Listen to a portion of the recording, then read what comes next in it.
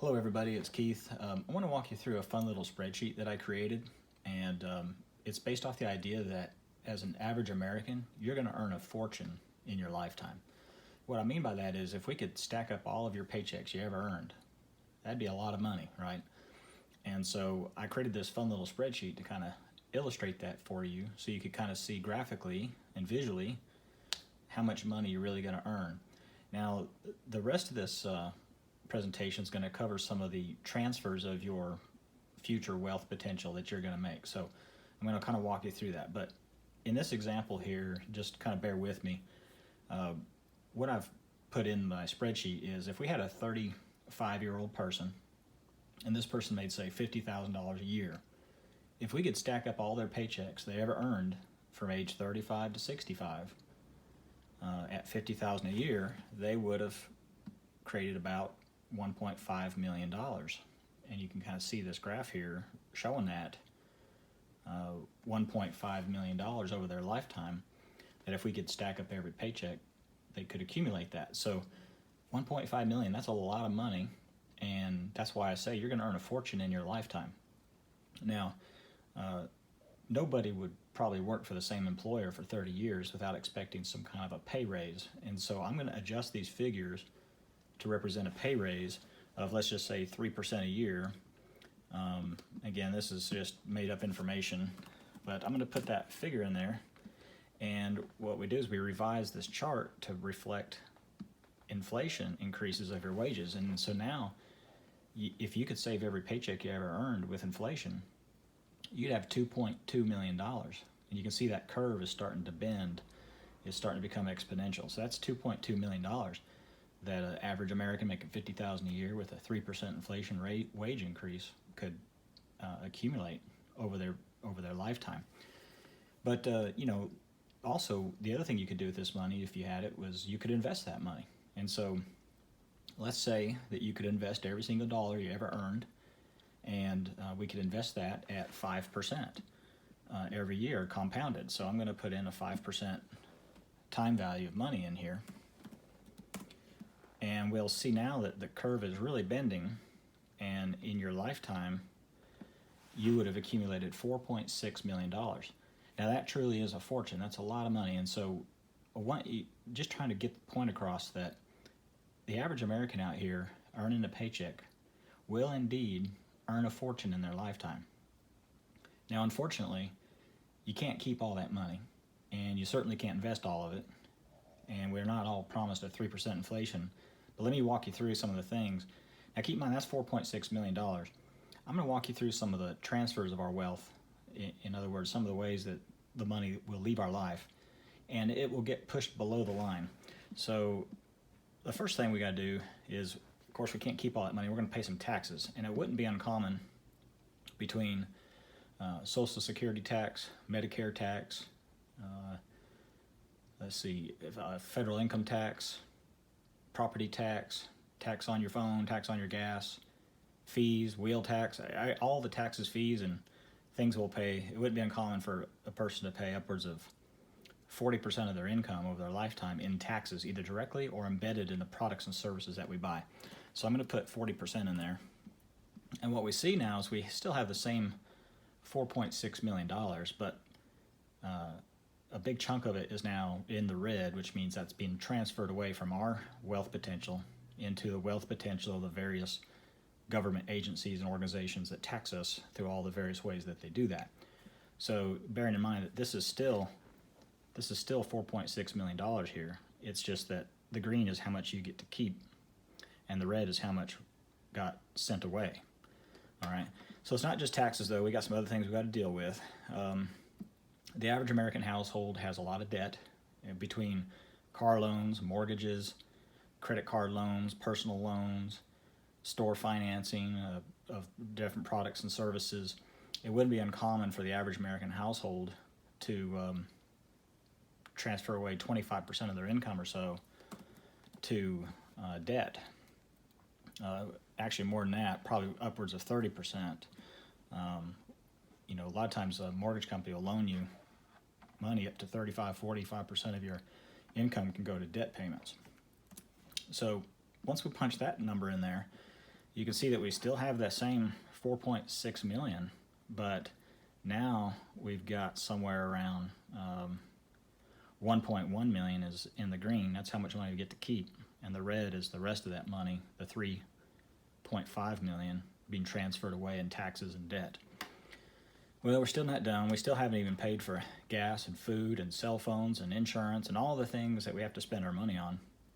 And so that wouldn't be uncommon to be at least 25% or so of our income. And now our 4.6 million is drastically reduced, and our average American here has about $282,000 in the green, and the other 4.4 million or so has been transferred away in the red. And then we have probably just some miscellaneous other costs. Maybe we make some donations, or maybe we just have some inefficiencies in our lifestyle spending, some wasteful spending, and so we transfer another 3% away.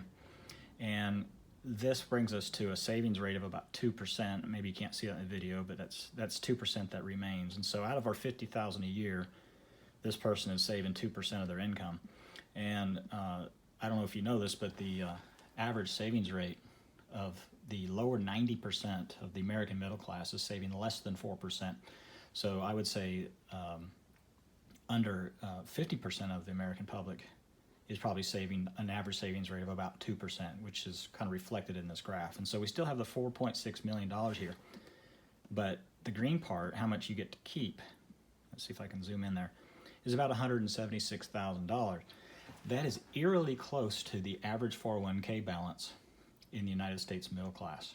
And so over a lifetime of earnings, out of that fortune that you've earned, you got to keep roughly $176,000 of that, and the other 4.4 million or so was transferred away in this red section here.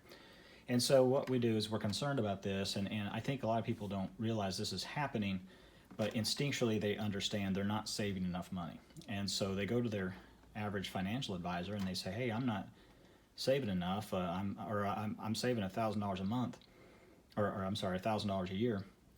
I need my money to work harder for me. I want you to build me an investment portfolio that gets a better rate of return because I can't make it on 5%. So, they put together some fancy graphs and whatnot and a portfolio and say, look here, if we could average 10%, we could vastly improve your outcome. And so 5% is too conservative. They're going to go out and build a risky portfolio for you and try to get you a 10% return. After all, they could show you some graphs and charts that the market has averaged, let's say 10%, the S&P 500. Not that you could get that, but that's what the market, they say, might average. And so we'll put in 10% in there, and they're going to make some sort of presentation showing you 10%. And so what we get is we get an improvement on the wealth transfer, on the wealth accumulation. So instead of $176,000, the computer's showing us $442,000. That may be a bit small for you to see, but it's $442,000. So we went from $170,000 to $442,000, and that's an improvement. But it's based off of a hypothetical projection of 10% on your money every year for 30 years. Now let me ask you, whose money's at risk when they make this proposal to you? Is it your money at risk, or is it their money at risk? Well, it's yours. And they get paid whether they get this result for you or not. Now, so I don't like to base my financial projections off of a hope dream here. And so what I'm going to do is put that back down to 5%. And we don't ever really know what a person can earn over their lifetime. But I don't think we should be shooting for 10%. I just don't think that's realistic. And so if I put that back down to 5%, we're back down to our accumulation of $176,000. But what if through some improved planning processes, rather than go for this hope dream of a rate of return that no one can guarantee and you're the only one at risk, instead of that, what if we made some better financial decisions in our life and we could just trim 5% off of our tax bill because of some better planning? And so I'm going to put this at 35% rather than 40%, and that improves our situation substantially. Now we're up to $375,000, And what if by having some better planning, we could, and making better financial decisions that align with our personal values, we could cut out some of the debt payments in our life and just trim 5% off of the debt that we're paying. And so we're going to trim 5% off of that. And what if by making some better, because we understand how money works, we understand how valuable our future potential is, we can make some better lifestyle decisions and maybe eliminate some of that wasteful spending, and we get that knocked out.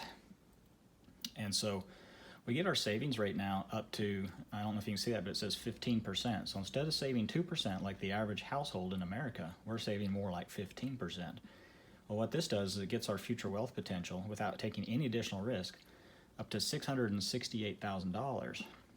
And that's a vast improvement over $170,000.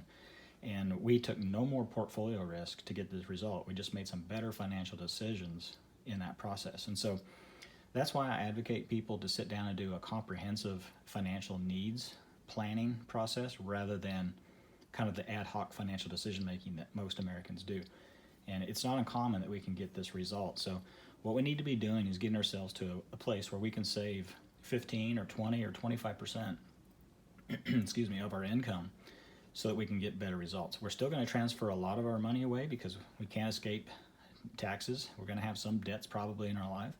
We just don't want any bad debt. And we also got to live. We got to buy food and groceries and all that. And so out of our $4.6 million, we're still going to transfer a significant portion away. But by just making some better decisions, we got 4 or 5 times more money in retirement without taking on any additional risk. That's the power of planning and making good financial decisions. So I just wanted to share that with you today so you could see that you will earn a fortune in your lifetime. Some of that money should be yours to keep. The question is, how much can you keep, and can we improve that by making better decisions so that we can save more of our money? Hope that's helpful. I would enjoy your feedback and any comments that you have. Please leave them there. And give me a call if you have any questions. My phone number is 865-282-4300. Again, that's 865-282-4300. If you've got any questions, give me a call. I'll be happy to help you. And if you'd like to have a discussion about how you can recapture more of your wealth transfers and put them into the green instead of the red, we want to push that red back up into the green, I'll be happy to help you look at that. Thanks a lot, folks. Have a great day.